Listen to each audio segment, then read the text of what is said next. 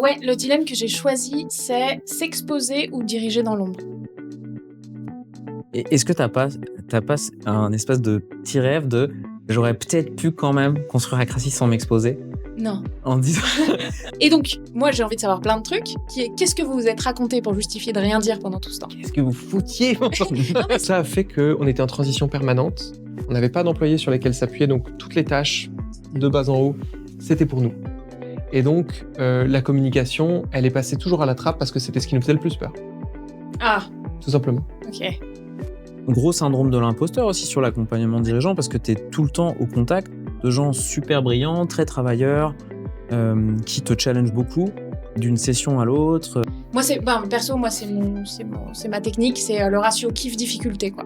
Parce que on peut tenter de faire un truc et y mettre énormément d'énergie et ça va être chambé et on va avoir tellement sué qu'on ne le fera jamais. Donc, quand on a peur de publier sur LinkedIn, on a peur de ceux qui vont pas nous aimer. Et en fait, c'est ça le principe, c'est de pouvoir choisir dans un public très très large une catégorie de personnes qui va apprécier et tirer de la valeur de ce qu'on a à dire. J'ai l'impression que quand on est... Enfin, en tout cas, je parle à beaucoup de femmes qui ont, j'ai l'impression, un frein de plus à se lancer parce que le monde est un poil plus dur avec elles, quoi. Ça fait comment, dans les soirées, quand vous rencontrez des gens, de dire dans la vie « je suis coach » alors que globalement, c'est quand même associé à une énorme montagne de bullshit. Et je pense que si on gagnait au loto demain, on aurait bien du mal à arrêter de travailler. Et on a de la chance de voir ce qu'il y a derrière le succès aussi. Et ça, c'est génial parce que tu... Ça décomplexe. Mais Tu putain, pètes le mais... plafond de verre. mais- Et tac, c'est parti. Bonjour à tous, bienvenue dans Punch Time. Moi, je m'appelle Félix et avec Jean, on forme le duo de coach Punchy. Depuis 2018, on accompagne des dirigeants, des dirigeantes, plus d'une centaine a priori. On est dans cet horizon-là. Et on les aide sur tous leurs sujets, que ce soit des sujets stratégiques, des sujets relationnels ou des sujets personnels. Peut-être que vous nous suivez déjà sur Punchline, notre newsletter, ça fait quelques semaines qu'on l'a lancé. Et maintenant, on lance Punch Time, donc où le concept est de se faire interviewer, plutôt même de créer une conversation avec quelqu'un qui nous inspire, qui peut être un ou une de nos clients ou clientes, ou qui peut être quelqu'un de notre écosystème. L'idée, c'est de pouvoir vous faire partager des sujets qui sont des patterns dans notre quotidien, des sujets qu'on va adresser avec de nombreux dirigeants. Donc, on va jamais dévoiler des choses confidentielles, on va vraiment traiter de répétitions et de sujets qui peuvent aider un peu tout le monde. Aujourd'hui, on accueille Séverine Bavon, qu'on adore, vous allez le voir au fur et à mesure, qui a aidé notamment à monter ce podcast, qui écrit Punchline et qui surtout, parce que ça c'est un peu sur le côté, a créé Acracy. Acracy, c'est une société qui va aider les entreprises à réinternaliser leur processus créatif en se sevrant du coup de la dépendance aux grandes agences. Suite à ça, elle a créé CDLT, qui est juste énorme. C'est une newsletter que je vous invite à aller tout de suite lire, qui est hilarante, qui vient battre en brèche tous les tabous sur le travail. Et bientôt, vous pourrez lire aussi toutes ces idées dans Ciao les nazes, qui sort d'ici 2026. Yes. Séverine, je te laisse la parole. On a choisi un dilemme. J'en ai pas au courant du dilemme. Vous connaissez le concept sur les autres épisodes. Donc, il ne sait pas de quoi on va parler. Donc, autant vous dire qu'il risque de pas être très pertinent. Mais bon, c'est pas grave, je On a rentrerai. l'habitude. Voilà. Ouais, le dilemme que j'ai choisi, c'est s'exposer ou diriger dans l'ombre. Ok. Ça t'inspire quoi? Le Rien. mec a rien préparé, tu sais. On le balance tout de suite dans le truc. Bah non, mais moi j'ai besoin de contexte. Bah. Pour ça, pourquoi tu l'as choisi? Pourquoi tu penses que ça va être intéressant pour nous? En quoi ça te touche? Bah, en vrai, évidemment, je suis concernée. Je me suis posé la question. J'ai, au moment où on a lancé Acracy, un peu espéré, ça va pas durer longtemps, pouvoir construire le truc un petit peu en scred et pas avoir à m'exposer. Mais Et pourquoi? parce que c'est vachement reposant de pas s'exposer. Enfin, ça fait gagner du temps et ça limite quand même la prise de risque. Quand on est une personne, on en parlera, j'imagine qu'il y a différents types de personnalités là-dedans, mais quand on est une personne qui naturellement peut ne pas avoir envie de prendre le risque de prendre des mauvais retours, d'être jugée, etc. Et en fait, à mon grand dam perso, j'ai réalisé progressivement que ça marchait. Et donc que mon associé comme moi, plus on parlait de nous en notre nom, plus on parlait plus on prenait la parole en tant que nous, et plus ça avait des impacts bénéfiques pour la boîte. Donc, on a forcé et contraint au début, et puis de plus en plus, était amené à nous exposer. Et aujourd'hui, ça fait partie de notre strate, mais je pense qu'il y a un vrai dilemme là-dedans qui est quand même pas facile selon les types de personnes, sur besogner dans l'ombre pour essayer de construire la meilleure boîte possible et aller s'exposer, ce qui pour certains peut avoir donner un peu l'impression de faire quelque chose de pas très utile. Donc j'avais envie de vous le soumettre. Et puis après, évidemment, j'aurais une question piège pour vous. Dans la façon dont tu tournes le dilemme que tu présentes, j'ai l'impression que il y a déjà une réponse un peu induite, comme quoi s'exposer, ça a un impact business positif quoi qu'il arrive. Même si on n'aime pas ça au début, même si on n'est pas forcément bon là-dedans au début, même si on le fait pas de façon très habile, quoi qu'il arrive, déjà s'exposer, c'est mieux que de pas le faire. Est-ce que c'est une conviction que tu as? Et d'ailleurs, double question pour vous 2, hein. Est-ce que c'est une conviction que vous avez en préparant l'épisode? Ou est-ce que même pas déjà? Et la question, elle est vraiment sur, est-ce que c'est aussi possible de juste le faire complètement dans l'ombre, en fait? C'est un peu ma question. C'est-à-dire que moi, dans ma tête, quand on a discuté avec Félix, j'étais plus en mode on va essayer de décomplexer les gens, d'expliquer qu'on n'est pas obligé, qu'on peut le faire peut-être petit à petit, ou en tout cas un tout petit peu, etc. Et Félix a été assez, j'ai failli dire péremptoire. Oui, de mais ouf. Voilà. J'étais péremptoire de ouf. Donc pour le coup, je pense que j'ai été assez surprise de la discussion qu'on a eue. Donc je sais pas si tu partages cet avis-là, mais je vais sortir la phrase. Vas-y, sors. Tu peux sortir la phrase, je l'assume. Il y a eu, c'était quoi? C'était tu es en faute si tu le fais pas. C'est une faute professionnelle de pas le faire. Voilà. T'en penses quoi? Et pourquoi tu dirais ça? Alors, on parle de dirigeants de sociétés de 10 à 150 employés qui ont un business model qui est émergent, qui sont en train de grossir, qui ont un potentiel, qui ont un marché qui est important et qui essayent de le saisir. On parle de ce type de structure.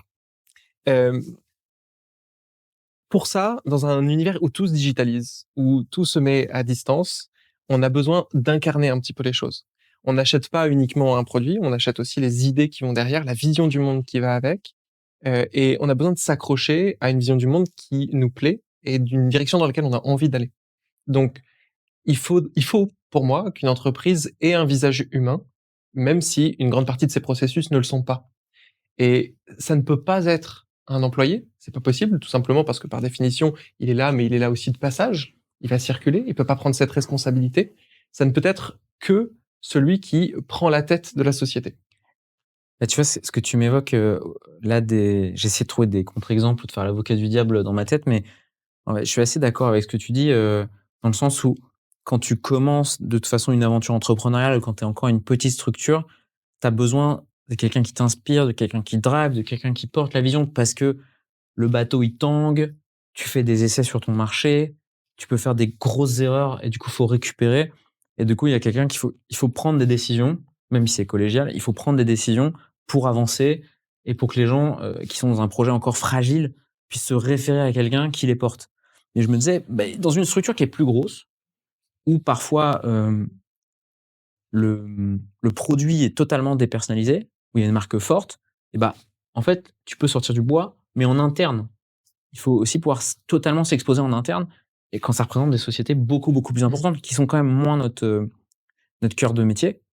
Mais c'est ce que j'imagine. En tout cas, on a quand même besoin de quelqu'un qui nous guide, qui nous pousse, et qui est une incarnation. En fait, dans ce que tu disais, c'est Oui, cette incarnation. c'est vraiment le mot pour moi qui est essentiel, c'est le mot incarnation. En fait, pour moi, il y a un dilemme là-dedans. Alors, je pense que ça dépend des étapes de la boîte. Mais en fait, il y a tellement de choses à faire, par exemple, dans une phase de création, quoi, dans le début, que ça implique forcément de prioriser ça et donc de déprioriser d'autres trucs. Et je peux très bien entendre aussi l'idée de, attends, je vais d'abord essayer de faire quelque chose de bien, de construire un bon produit, de structurer ma boîte avant d'aller parader, quoi.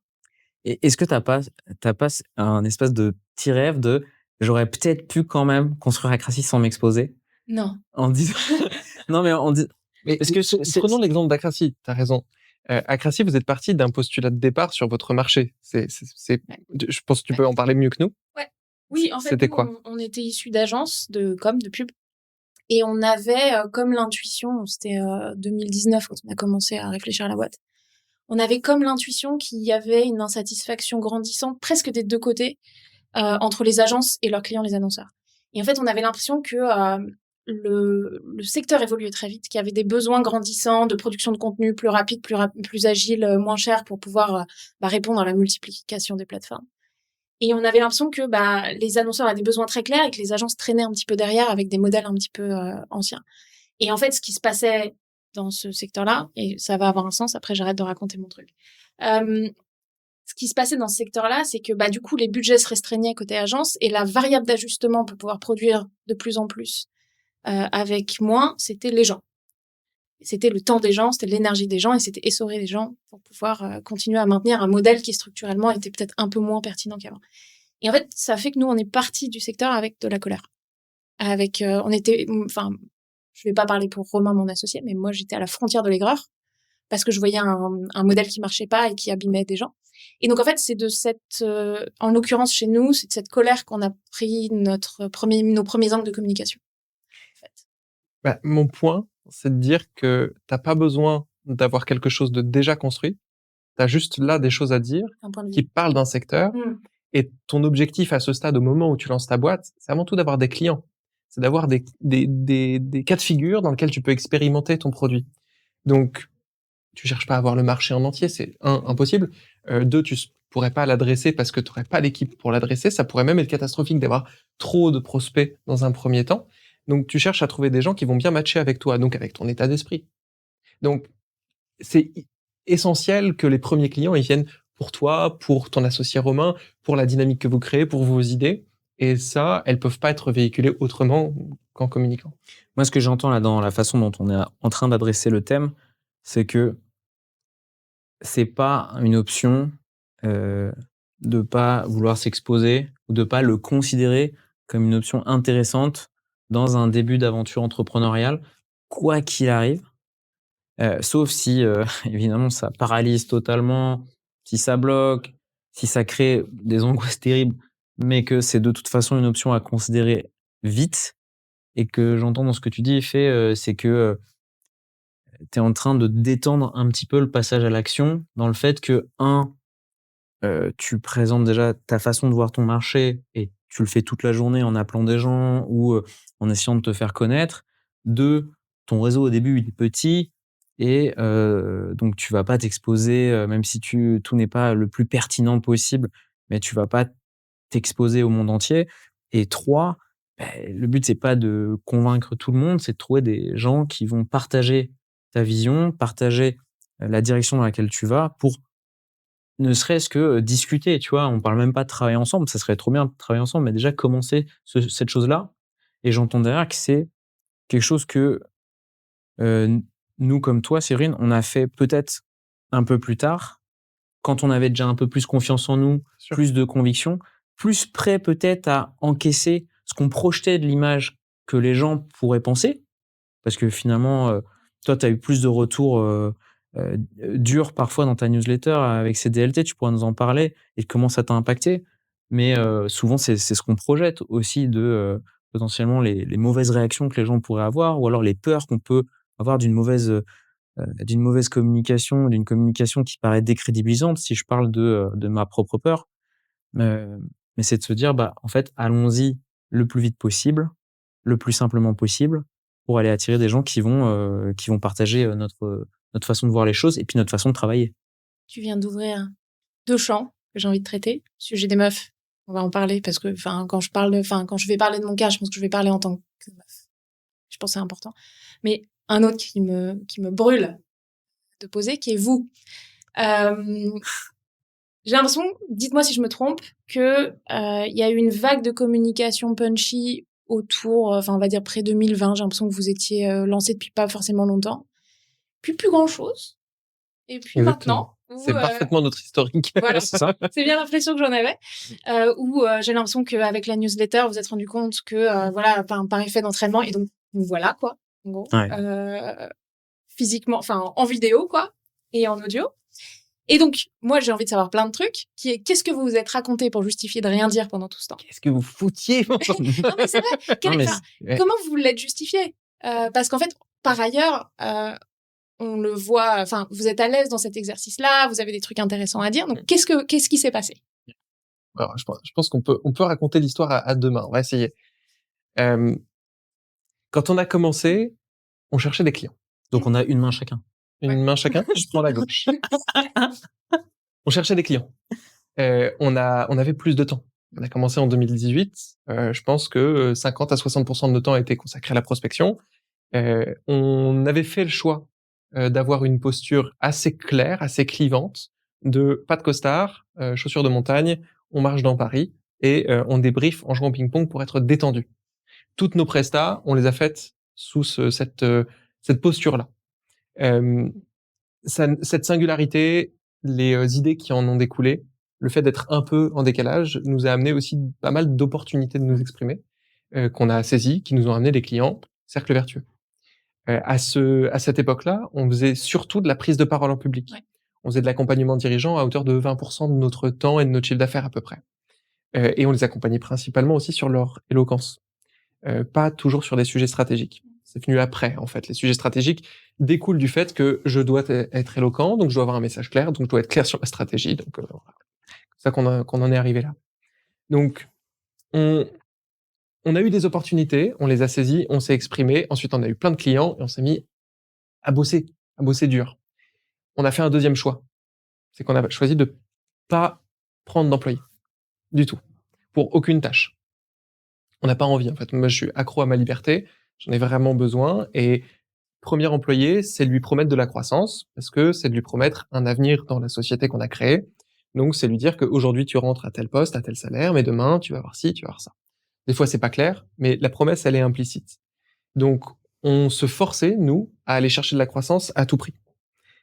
Or, on voyait la croissance différemment. On voyait la croissance non pas sous l'angle uniquement du chiffre d'affaires, on cherchait à faire à peu près le même chiffre d'affaires d'une année sur l'autre, mais surtout à le faire mieux, le faire avec des clients qu'on apprécie de plus en plus, avec qui on a de plus en plus de valeurs communes, euh, avec des sujets qui nous intéressent de plus en plus. Donc on a transitionné d'un sujet qui est assez plat, la prise de parole, on avait une expertise, on l'a déployé, mais à peu près de la même manière d'une boîte à l'autre, jusqu'à du conseil. Et donc le conseil, pour le coup, c'est pas du tout plat, il faut se poser des questions beaucoup plus en profondeur. Donc on avait cherché notre croissance de cette manière-là. Ensuite, on a cherché notre croissance sur notre mode de vie. On a cherché à être heureux dans notre mode de vie. Moi, je détestais vivre à Paris. C'était très, très violent pour moi comme environnement. On peut l'expliquer de 1000 façons, mais j'étais vraiment pas bien. Maintenant, je travaille depuis ma Bretagne. Je travaille en plein milieu en pleine nature. Ça m'offre beaucoup de recul, beaucoup de temps, beaucoup plus de sérénité.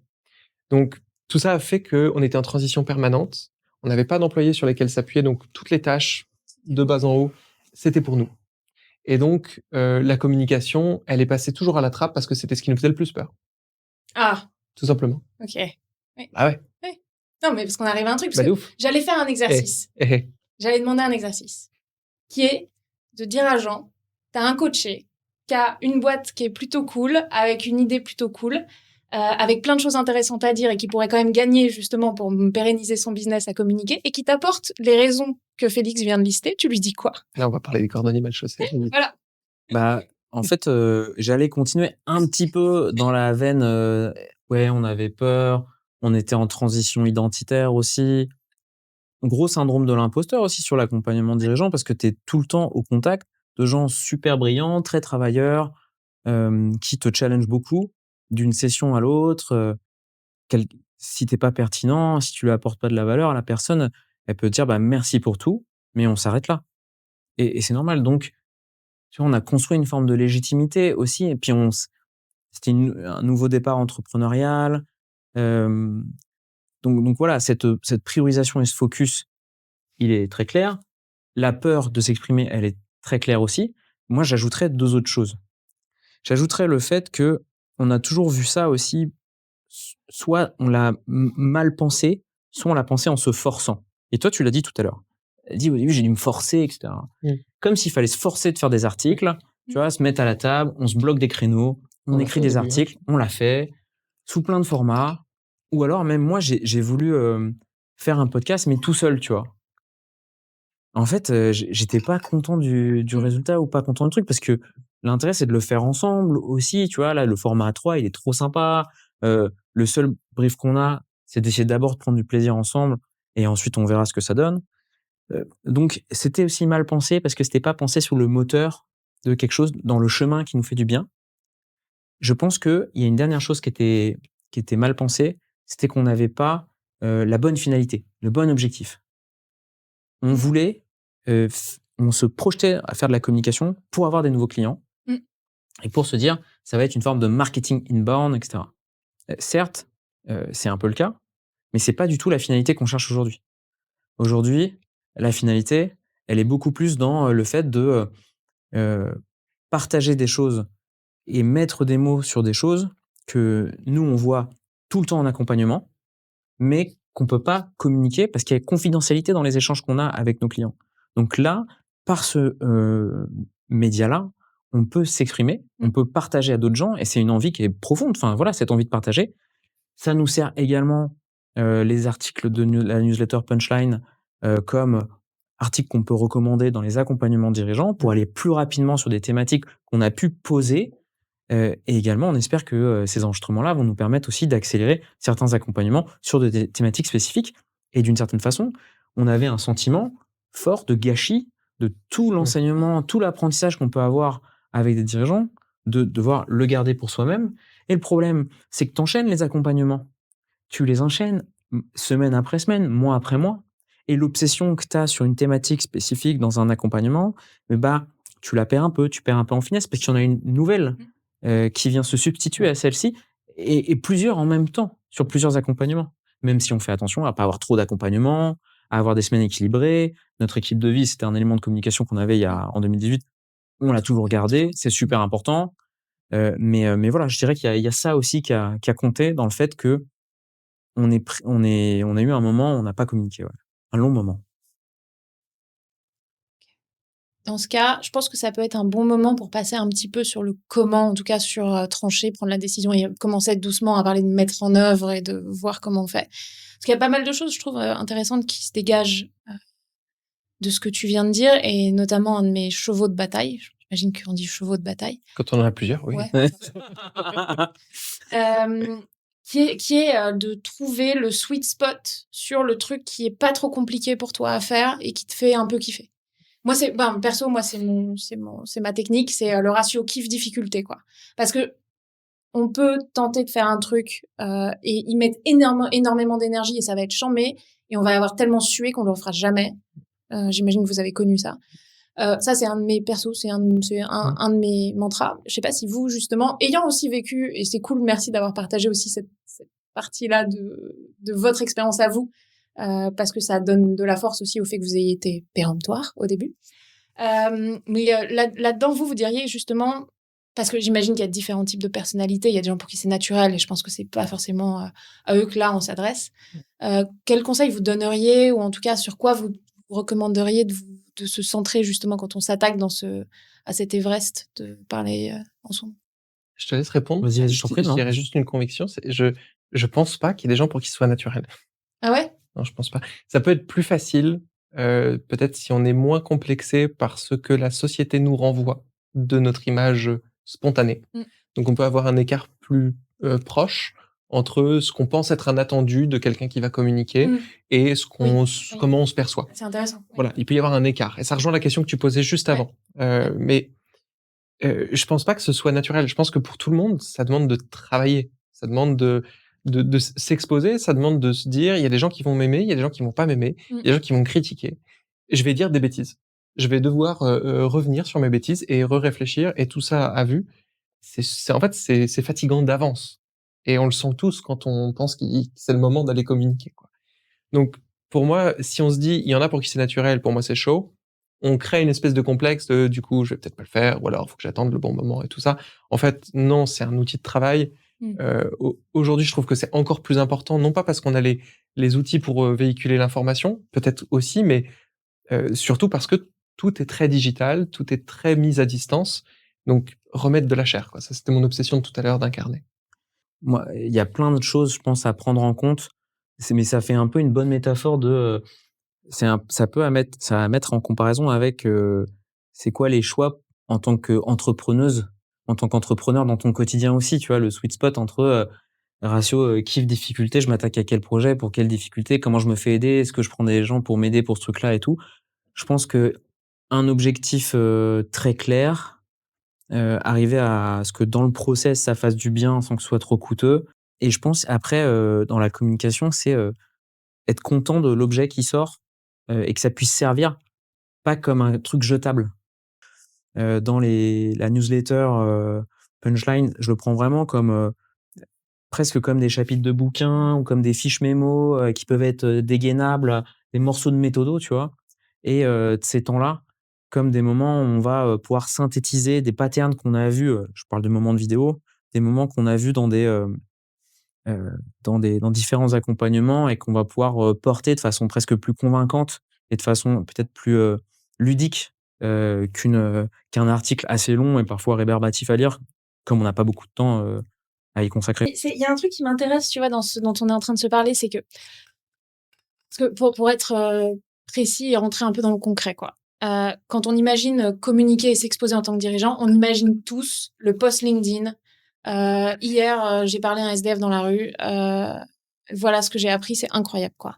Ou hier, j'ai fait passer un entretien, il est arrivé, il venait de se faire couper le pied, il a rampé jusqu'à chez moi, il a eu le job, quoi. Non, mais il y a vraiment un master, enfin un template effectivement de la personne dont sa personnalité, sa façon de s'exposer colle plutôt pas mal à ce qu'on attend. Mais ce qui est intéressant, c'est que là, ce que tu décris, c'est aussi d'autres voies de façon de s'exposer, de parler d'autres choses, d'expériences réelles, du contenu du travail, de choses dans lesquelles on croit. Je sais pas si là-dessus vous avez des intuitions. Tu m'as fait un flash. Ok. C'est le jour où on a décroché notre première formation. Jean est venu chez moi, on a préparé la formation, c'était en 2016. Et je lui dis, C'était avant mais Punchy. faudrait qu'on aille voir un peu qu'est-ce qui se fait. Je ramène ce truc-là, c'est le premier réflexe. Ils font quoi les autres? C'est quoi les boîtes? Moi, je suis pas formateur en prise de parole, je connais peut-être 2-3 trucs, mais et c'est le premier réflexe. C'est ils font comment les autres pour faire pareil? Et assez spontanément, j'ai dit: «Non, non, on va surtout pas aller voir ça». En fait, non, en tellement peu de temps, il y a tellement peu de choses qui restent que j'ai tellement souffert dans les formations corporate que j'ai pu voir, qui sont ce qu'ils sont, à la chaîne, et cetera. Il faut que ça soit animé, et cetera. Bon, on s'est dit: «Mais en fait, on a fait tellement de choses ensemble. Déjà, on a eu tellement de conversations que ça suffit. On a assez à apporter à des gens en 2 heures. On va choisir dans ce qu'on a, déjà d'intuition et ce qu'on a de spontané, et dans nos envies». Voilà, c'était Mais ça a plutôt changé radicalement la perspective que j'en avais, qui était dans le premier cas, je me disais: «Comment je vais satisfaire les personnes, que j'imagine et que je connais même pas?» Et dans la deuxième, je me disais: «Mais en fait, qu'est-ce que j'ai au fond de moi qui a le mérite de pouvoir être partagé aujourd'hui?» Parce que dis, au fond de toi, en quoi tu crois? Et qu'est-ce que tu penses qui mérite d'être partagé? C'est à toi de faire la sélection parce que tu as que 2 heures. Donc, qu'est-ce qui mérite d'être partagé? Et LinkedIn, c'est pareil, en fait. Je peux me dire: «Alors, voilà ce qu'il y a sur LinkedIn. Ah ouais, j'ai un post en tête qui pop dans ma tête d'un mec en train de faire son running, super beau gosse, en train de dire, il y a 10 ans, j'étais une merde et aujourd'hui, regardez, je suis un génie». Oui, mais c'est un poste de finisher. Il fait pas juste son running, il vient de finir un Ah oui, trail ou un ouais, marathon. et il est frais. Ouais. Il y a un peu ce truc-là et en fait, est-ce que j'ai envie de partager ça? Est-ce que j'ai envie d'ajouter, mon écho au brouhaha? Déjà, il faudrait que j'aille courir, ce serait quand même un peu chiant. Donc non, pas du tout. J'ai envie de me demander en quoi je crois? Qu'est-ce qui est important pour moi de le partager? Il y aura les likes qu'il y aura. De toute façon, l'algorithme joue aussi, on verra bien. Mais au moins, dans le processus, j'ai pris du plaisir, indépendamment du résultat attendu. ce qui est vertigineux, c'est, de faire la différence de sortir du poste, de je partage mes résultats, mes réussites, mes échecs dont je suis sorti évidemment et de se dire: «Je vais partager ma pensée, en fait, ma Mmh. façon de penser et comment je pense sur ce sujet» et cetera. C'est vertigineux parce que tu te dis: «Mais du coup, il va falloir que je pense tout le temps, il va falloir que je continue à alimenter ce truc-là et tout» et ça met dans une forme d'hygiène de vie qui est intéressante pour pouvoir, en fait, recréer de la place aussi parce que moi, ce qui m'a fait peur aussi, quand on s'est remis dans cette dynamique-là, c'est de me dire le temps que ça prend. Le temps que ça prend et en fait, on y revient sur le fait de trouver une façon de un process créatif parce qu'on est vraiment là-dedans. Un process créatif qui sera pas coûteux et qui peut s'inscrire dans un quotidien. Ça reste exigeant quand même, hein, mais c'est plus sympa. Alors, j'en reviens un petit peu quand même à la question des doutes. Parce qu'en fait, dans ce que tu dis, et je sais qu'il n'y a pas de réponse à ce que je vous demande, hein, mais dans ce que tu dis, non, la question d'aller chercher ce qu'il y a d'intéressant qu'on a à dire, qu'on pense, qui est nous, quoi, qui est intrinsèquement nous. Ce qui est intéressant pour toi. Voilà. Ce qui va être intéressant pour toi de relire même et de garder et tout ça et de poser parce qu'on est dans des métiers de vent un peu. Hein. Ce que mon père m'a dit la première fois, et je l'embrasse bien fort, hein, il m'a dit, la première fois qu'on a vendu un contrat, ça y est, Jean, t'as réussi à vendre du vent. Première formation. Après, c'était une blague, mais c'est sorti tellement du cœur. Il est pharmacien, il vend des boîtes. Tu vois. Oui, ils vendent un truc concret. Ouais. Voilà. On se fait tous du bullshit ici. Mais derrière ça, il y a quand même la question de la légitimité. C'est genre, ok, j'ai des trucs intéressants, je pense des choses qui sont potentiellement intéressantes. Qu'est-ce qui me rend légitime à aller les dire? Et je vous pose la question parce que je trouve, perso, que parmi les gens les plus intéressants que je connais sont ceux qui n'osent pas parler.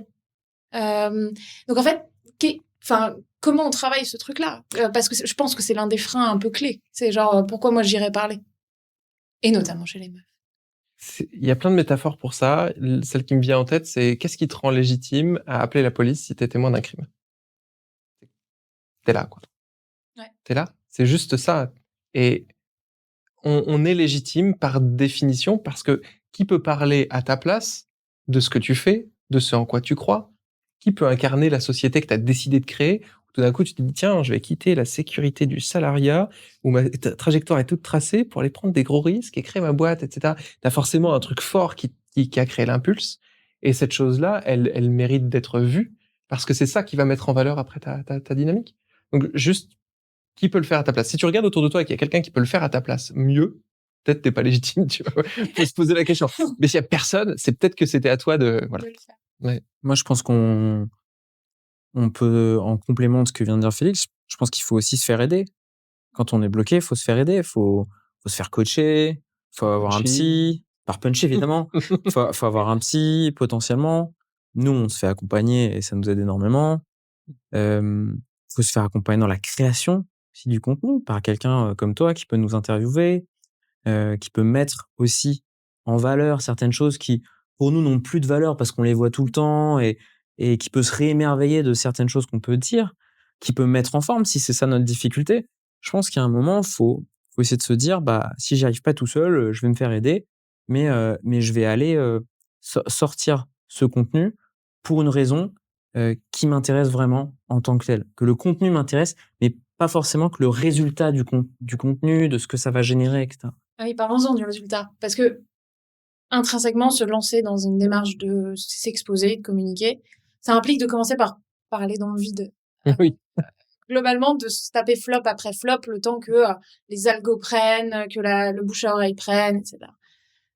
C'est un process qui est quand même difficile. C'est-à-dire que si on a fait cet effort-là, qui est coûteux déjà, malgré tout, de lancer la machine, et qu'il n'y a rien qui tombe, c'est quand même un peu dur. Et on parlera après aussi de quand ça tombe et que c'est désagréable et négatif. Mais déjà... Alors, moi, je suis en plein dans la période flop, donc je pense que je peux en parler. Mais en fait, c'est toi qui m'as décomplexé quand on en a parlé. En fait, tu peux dire tu peux donner le secret de comment on va résoudre le changement climatique. En ce moment, ça nous arrangerait bien parce qu'il fait chaud. Tu peux le publier là sur LinkedIn maintenant. Si t'as jamais publié de ta life, l'algo il va pas le faire popper. Hein. Si tu mets pas une photo de toi en train de runner comme ça, il va pas le faire popper non plus. Donc en fait, tu peux pas faire fonctionner une machine comme les réseaux sociaux, comme LinkedIn, autrement que pourquoi elle a été conçue pour fonctionner. Le mec qui a créé ce truc-là, il s'est dit bah le but du jeu c'est que les gens l'utilisent à fond, soient complètement addicts, etc. Donc je vais mettre en valeur que ceux qui sont à fond et complètement addicts. Comme ça, si tu veux utiliser ma machine, bah t'as intérêt à fonctionner pareil. Donc faut se mettre d'accord avec les règles du jeu auxquelles on joue. Donc si le but c'est de publier beaucoup avant d'un jour pouvoir avoir, on va dire, un public, et publions beaucoup jusqu'à ce qu'on l'ait et ne prenons pas personnellement les flops. En fait, c'est pas personnel. Et puis, on peut se dire aussi que c'est une chance que la machine, elle fonctionne comme ça. Parce que, en fait, quand tu vas commencer à publier, finalement, est-ce que c'est pas mieux qu'il se passe pas grand-chose? C'est vrai. Tu vois ce que je veux dire? Ça ne soit pas montré aux 10 000 personnes. Oh, le stress. Ouais, Voilà. oui, ça serait stressant. 10 000 likes au premier post, le L'enfer. stress. C'est comme, tu sais, c'est la même chose que quand les gens disent, putain, j'hésite, je vais bientôt me lancer dans l'entrepreneuriat. Ouais, je leur dis, lance-toi, t'inquiète pas, il va rien se passer. Lance-toi. Tu vois, il y a pas un personne qui s'active, quoi. Personne t'attend. Quand tu vas te lancer, tu sais, ce moment Eureka, rien, zéro. Dans une grande salle, les gens te disent ouais. Jamais. Non. Enfin, en tout cas, à mon avis, c'est pas la norme. C'est pas la majorité des gens. Et donc, pour la communication, finalement, c'est pas plus mal parce que tu vas pouvoir te rôder, tu vas pouvoir voir ce qui te plaît, ce qui te plaît pas, ce qui est coûteux, ce qui est moins coûteux. Et puis, abandonner aussi les choses, finalement, qui ouais, qui sont pas tenables et tant mieux et trouver un process, qui te plaît dans le temps Et puis c'est pas forcément l'impact direct de ce qu'on va publier qui, a de la valeur, c'est aussi la social proof de le jour où j'entends parler au café, à l'ancienne, par quelqu'un, de mon entreprise, la personne va voir sur internet et aussi bien, il faut qu'elle trouve quelque chose, C'est un peu quoi. comme une page d'accueil, quoi. C'est une Ouais. page d'accueil qui rassure Ouais. et qui fait des petits massages sur les épaules et vous aviez rendez-vous, asseyez-vous, vous voulez un thé. C'est un peu le principe, quoi. moi, je trouve que dans une période où, c'est dur de prendre du temps, tu vois? Enfin, nous, on se bat pour que nos dirigeants, prennent des temps de pause, soit pour être lucides, pour penser à leur stratégie, pour se prioriser eux-mêmes dans leur, trajectoire entrepreneuriale. Je trouve que, c'est pas mal d'intégrer ça comme des temps de pensée, qui doivent, en ressortir sur quelque chose et comme une hygiène de vie, en fait, pour prendre du recul et pour penser. C'est une bonne, contrainte qu'on peut s'imposer aussi. Puis il y en a un leitmotiv qui est, faut pas chercher à ce que tout le monde nous aime. Ça marche pas, c'est pas on n'a pas intérêt à le faire. C'est très rare qu'on ait la capacité en tant qu'entreprise à accueillir tout le monde. Mmh. En général, il faut ségréguer ses clients, il faut les choisir, il faut identifier sa persona. Plus ça va, plus on doit aller vers quelque chose de très précis, un client extrêmement précis. Donc, quand on a peur de publier sur LinkedIn, on a peur de ceux qui vont pas nous aimer. Et en fait, c'est ça le principe, c'est de pouvoir choisir, dans un public très, très large, une catégorie de personnes qui va apprécier et tirer de la valeur de ce qu'on a à dire. Et ce qui ouvre un petit peu un sujet, et je pense que c'est important qu'on le mentionne parce que j'avais j'ai écrit un article au sujet de être vocal quand on est une meuf. Mmh. Parce que c'est très très difficile de se projeter quand on mec sur ce que ça implique au quotidien d'être une meuf qui ouvre sa bouche. Et je vais commencer par décrire le truc en disant que je considère pas que ça soit essentialiste. C'est pas parce qu'on est né femme et c'est pas biologique. C'est juste qu'on nous a éduqués à un peu moins prendre de place, à un peu moins l'ouvrir. Et on a généralement, quand on est une nana, plus entendu justement des remises à notre place et des recadrages. Et j'avais fait un article sur notamment une catégorie particulière de mecs qui sont ceux qui viennent t'expliquer que tu dis de la merde. Ils viennent pas débattre, ils viennent pas questionner un point, etc. Il y en a qui viennent t'expliquer que tu dis de la merde.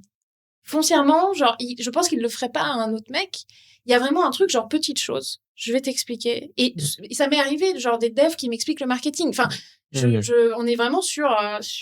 Et c'est très difficile de se projeter quand on est un mec, mais il y a effectivement des gens d'accord, pas d'accord. J'ai l'impression que quand on est, enfin, en tout cas, je parle à beaucoup de femmes qui ont, j'ai l'impression, un frein de plus à se lancer parce que le monde est un poil plus dur avec elles, quoi. On vit pas ça, Ouais. manifestement, donc je peux pas en parler de première main.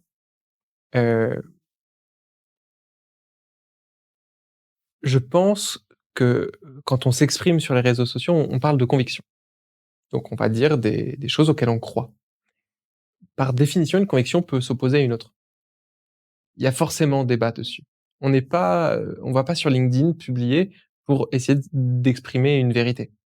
La difficulté, c'est juste qu'on va se prendre plus ou moins un contrepoids visible. Partir du principe que oui, ça va arriver, parce que sociologiquement, c'est comme ça. Et de même pas y faire attention, peut-être de désactiver certains commentaires, je pense que c'est possible, et de partir du principe que le but du jeu, c'est pas que les gens apprécient ce qu'on a à dire, c'est de l'avoir dit, tu vois? Mais cette inégalité, on la retrouve à tellement de niveaux. Ouais et puis elles se cumulent ces inégalités-là, moi j'aime bien ce que dit Félix sur le fait de déjà la victoire, c'est de l'avoir dit Mm. et De après ouf. le truc qui est lâché, effectivement, c'est pas de pas regarder forcément les commentaires, mais peut-être d'avoir des certaines soupapes aussi ou d'avoir des accompagnements, aussi pour être encore plus aidé parce qu'effectivement, heu ça arrive, c'est là partout dans la société et donc quand tu l'ouvres et que c'est public, ça va être encore pire et on a, effectivement entendu des histoires de ce style avec, des femmes entrepreneurs qui ont aussi d'autres, comment dire? Enfin voilà, les inégalités peuvent se cumuler et le poids des injustices peuvent se cumuler encore plus et donc quand nous, on nous raconte certaines histoires en tant que femmes, on est totalement indignés et elles sont en mode, «Non, non, mais c'est en fait, c'est comme ça, c'est normal, la société, elle est comme ça, De temps en temps, je me fais un peu écraser, de temps en temps, j'arrive à recadrer, mais moi, j'avance, quoi. En fait, on parle de censure. Il s'agit d'une sorte de Quasi, ouais. censure Ouais. qui est pas, qui est, on va dire, Qui est presque a priori. Enfin, qui c'est est avant même que voilà, tu parles, t'es qui est censuré. Ouais. diffusée dans la société, dont on a une dose plus ou moins importante. Ouais. Elle est chez certaines personnes masculines qui vont vouloir imposer la censure, et puis elle est chez certaines personnes féminines qui vont s'imposer elles-mêmes de la censure pour éviter cette peine-là. Donc, en fait, c'est un peu de double punition si on s'exprime pas quand on ressent ce truc-là. C'est peut-être même un trigger à déclencher. Tu vois, cette peur de se faire rabattre le caquet juste parce qu'on est une femme. Peut-être que ça peut être un trigger qui déclenche justement suffisamment de comment j'ai envie de dire, de révolte Ouais. pour dire, bah, je vais du coup parler, en fait. Et Ouais. je vais du coup même dire de la merde. Ça va être Et- très intéressant de dire des conneries une fois de temps en temps, me tromper, dire des choses où les gens sont pas d'accord. Juste, mais j'aurais donné mon opinion et puis je pourrais changer d'avis. Et puis, il y a pas de raison que j'arrive et que mon truc soit nickel, parfait, et que personne n'ait rien à dire. Et, pardon, Je vais vous donner 2 trucs qui marchent pour moi. vas-y, je t'en prie. Ah bah, vas-y. Tiens, Je m'élève en contre sur le ne pas le voir, parce que le fait est que tu les vois. Il y a même beaucoup de femmes influentes sur les réseaux qui ont des CM, des community managers qui s'occupent de ça pour pas avoir cette violence-là. En revanche, moi, j'ai fait une petite liste des réponses à balancer. Et en fait, il y a un truc assez agréable dans un homme arrive avec une forme d'agressivité et de pouvoir non pas la prendre pleine bourre, mais plus de se dire ah, en voilà un. Tiens, check. Et donc en fait cette liste de réponses je l'ai partagée dans un article et j'ai un autre truc qui m'aide beaucoup, c'est des meufs. En fait on va se commenter les unes les autres et aller commenter les relous sous les posts, aller se défendre un peu. Enfin quand on voit un mec qui se comporte pas bien sur un réseau, on peut aller le recadrer même quand c'est pas sous son propre post. Idéalement aussi quand on est un mec, enfin aller recadrer les gens pour leur comportement irrespectueux. Ça permet à une personne d'être un peu protégée et je pense qu'il y a un effet de réseau là-dessus qui est cool. Ma collègue Magali fait ça très bien sous mes posts. Elle va dégommer les gens et j'ai pas besoin de sortir des trucs, ouais. C'est trop bien. Et ouais, je pense que c'est des bons tips aussi pour des choses à mettre en place qui sont du soutien un peu concret sur un truc qui va arriver. Alors, ça va pas toujours arriver, mais au moins quand ça arrive, on l'a considéré non pas comme une sorte de fatalité terrible, mais plus comme un aspect à gérer, qu'on peut gérer. En fait, ce que ça m'évoque, c'est que c'est systémique. Donc, c'est exactement comme la question sur l'algo. C'est comment on résiste aux émotions violentes que peuvent générer le fait de s'exprimer sur les réseaux, que ce soit le sentiment de rejet, le sentiment d'être rabaissé, etc. Et en fait, ces sentiments-là, dans les deux cas, ils sont structurels. Il y en a un qui est lié à l'algorithme, il y en a un qui est lié à la société et à l'éducation. En fait, c'est pas personnel, quoi. Ça ne nous concerne pas nous directement. Donc là, ce que tu dis, c'est que tu mets en place des stratégies pour contrer ce système et éviter qu'il ne te provoque des émotions trop négatives. De la même manière que quand tu postes tes premiers posts pendant quelques mois, bah, tu acceptes que les likes, il y en aura 3 et tu te poses pas de questions personnelles sur peut-être que tu vois. J'entends ça. Ouais. moi, ce que j'entends, c'est que il y a des stimuli très agressifs qui ont lieu quand on fait quelque chose qui est pourtant totalement légitime pour les autres et que évidemment, faut pas s'empêcher de le faire. C'est plus facile à dire qu'à faire, c'est clair. Donc cette révolte peut nous faire passer à l'action. Le soutien des pairs, PAIRS ou PAIRES peut nous aider également, mais c'est presque une possibilité aussi, contrainte, mais d'aller muscler son estime de soi, son amour personnel, hem, qui on autorise de nous valoriser ou pas. C'est-à-dire qui,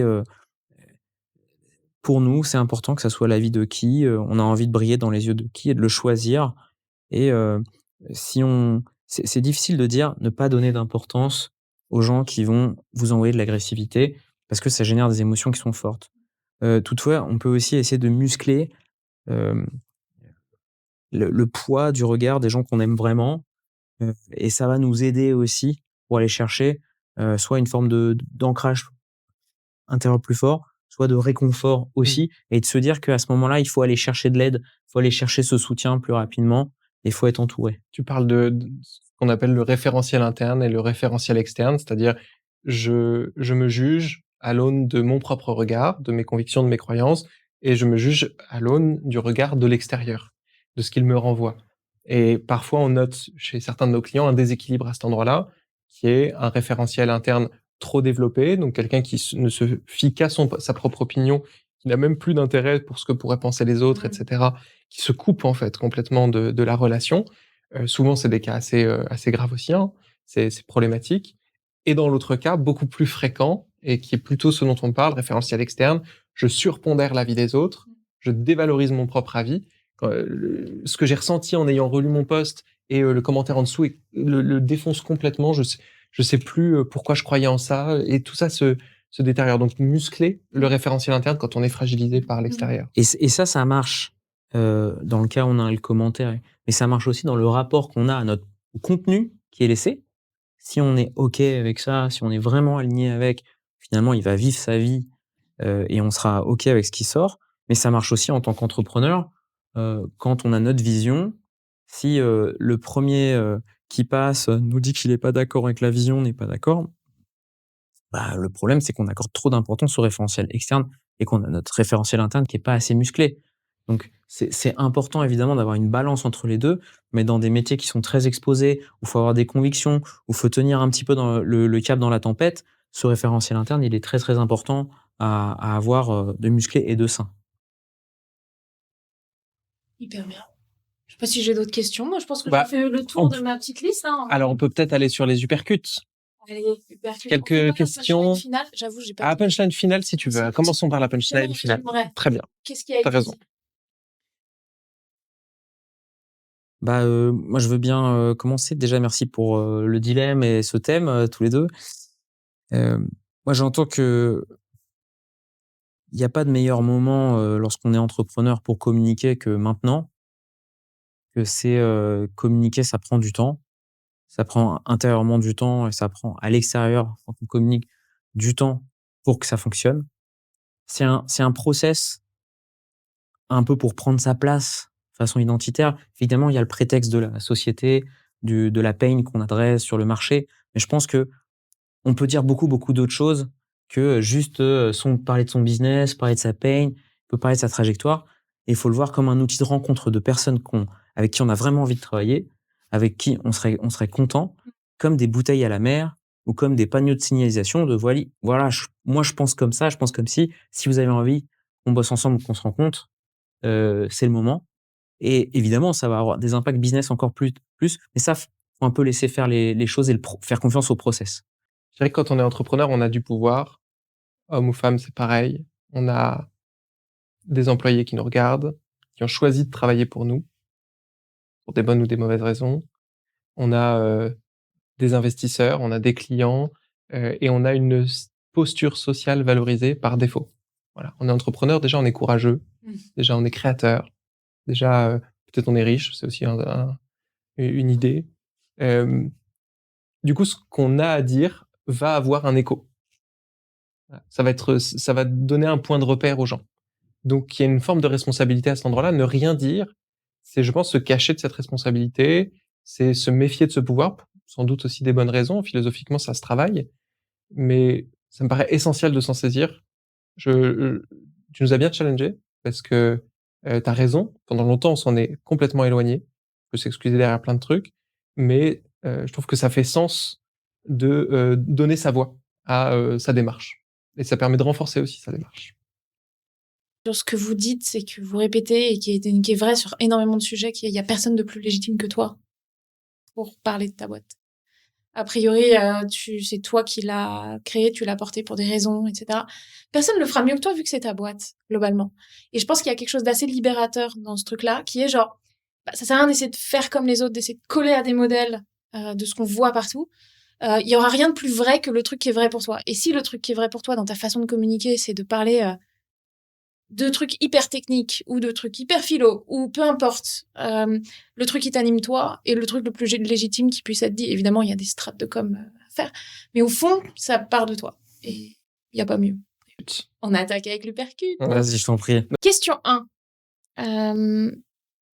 Ça fait comment dans les soirées, quand vous rencontrez des gens, de dire dans la vie « je suis coach » alors que globalement, c'est quand même associé à une énorme montagne de bullshit. Jean, tu fais plus de soirées que moi, je te laisse la primeur de cette réponse. Hypercute. Parfois, on se justifie d'être coach, ou parfois je me justifie d'être coach, alors qu'il y a des gens qui sont très convaincus d'être coach parce que je tombe sur un dirigeant. Et non, mais moi, je me fais coacher, j'adore ça, je trouve ça très bien. T'as pas besoin de te justifier, t'inquiète, qu'est-ce que tu fais, comment tu fais. Et d'autres gens qui font ah, t'es coach de vie, c'est ça. c'est ça. Et là, tu laisses un peu parler, tu essaies de savoir si la personne, elle veut vraiment en savoir plus sur toi, ou et puis tu laisses exprimer tous ses doutes. Non, je pense que c'est beaucoup plus facile aujourd'hui d'appréhender la façon dont les gens posent des questions parce que j'aime bien mon travail, je suis super Ouais. content, on adore les clients avec qui on bosse. Donc, en fait, tu laisses les gens un peu s'auto-déterminer par rapport à la vision qu'ils en ont. Et s'ils ont envie de changer d'avis, ils changent d'avis. S'ils ont envie de poser des questions, ils posent des questions, mais c'est pas un problème, quoi. Félix, je te laisse la réponse moins sérieuse et plus courte. Sérieuse et plus court. Moi, j'habite dans une région où les gens ont des plus petites entreprises en général. C'est pas le même spectre socio-économique. Et donc, ils comprennent tout de suite, en fait, l'intérêt du truc parce que la solitude du dirigeant, ils se la prennent pleine poire. Voilà. Les entrepreneurs avec qui je parle, en général, comprennent tout de suite l'intérêt. Yeah, cool. Question 2. C'est une bonne situation, ça, coach? Non, c'est une situation incroyable. On a vraiment l'impression d'être au début de l'aventure entrepreneuriale. On travaille qu'avec des gens qui nous inspirent beaucoup, dont on apprend beaucoup. Parfois, on se demande pourquoi c'est nous qui sommes payés, tellement on apprend. Oui. C'est super stimulant parce qu'on est obligé d'être... tu peux pas être au top tout le temps, mais tu es obligé de te dire, il faut quand même que je sois bien, parce que sinon, la personne, si toi, t'es pas bien, tu fais pas les efforts pour être bien dans ta vie, la personne, elle va pas bosser avec toi, elle va arrêter de bosser avec toi, tu seras pas pertinent, tu seras pas lucide, ton associé va arrêter de bosser avec toi, parce que tu feras plus les efforts. Donc, c'est stimulant. Vous êtes genre professionnellement obligé de faire en sorte d'aller bien, en tout cas de progresser, d'évoluer. Se poser des questions, ouais, de pas rester dans un marasme, de pas glisser, tu vois, de pas... Et parfois, tu glisses quand même, mais t'as quelqu'un qui vient te soutenir aussi, et on a la liberté de nous réorganiser, on a la liberté de faire des choix, on a la liberté de prendre des temps de repos, des temps de vacances, l'équilibre avec les valeurs qu'on a. C'est pas que coach, c'est coach avec Félix. C'est à deux. C'est surtout ça qui est cool. Je ferais pas ce métier tout seul. Je pense pas. Je suis pas sûr. On a l'opportunité de parler toute la journée avec des gens qui décident de ne pas subir, qui décident, face à une difficulté, de trouver une solution eux-mêmes, qui se projettent dans l'avenir, qui imaginent le monde, et on en a besoin.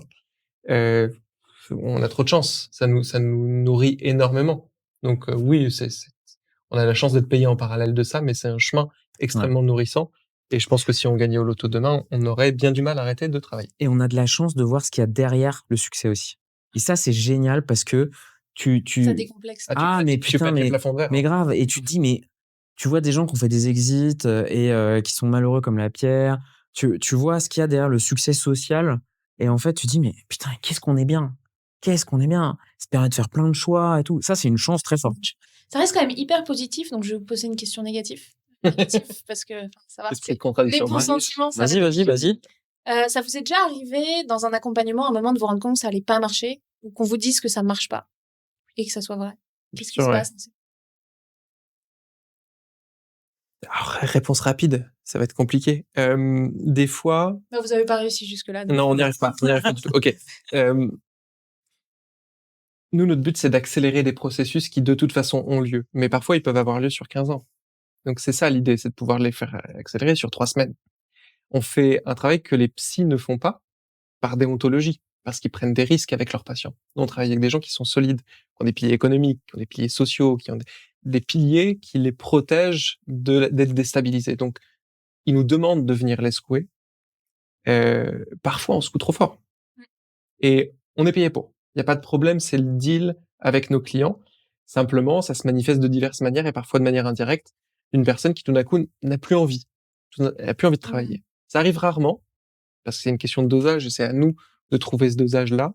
Mais particulièrement moi, je peux avoir tendance à secouer un poil fort sur des profils aussi où je déclenche un affect fort, tu vois, où je peux avoir envie, tu vois, que la personne se débloque à un endroit et elle n'a pas envie. Voilà.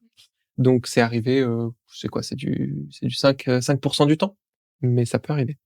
Mais je dirais que c'est intrinsèque à la démarche. D'où l'intérêt d'être deux.